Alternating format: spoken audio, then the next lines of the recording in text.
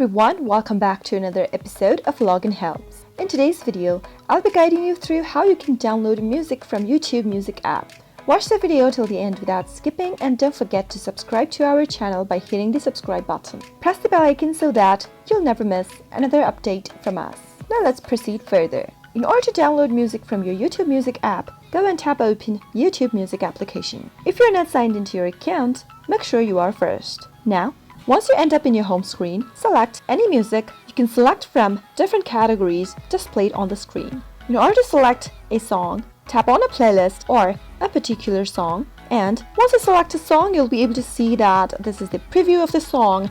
Now go and tap on the three dots at the upper right corner in order to open up a menu. Now from the expanded menu, tap on download and you'll be able to select the quality of your video. Select the quality according to your desire and tap on try it for free or download. That is how you can easily download music from your YouTube Music application. I hope you found the video to be helpful. If you did, go ahead and give it a thumbs up. Feel free to comment down in the comment box if you have a question or a feedback for us. I'll soon be back with more contents like this. Stay tuned till then.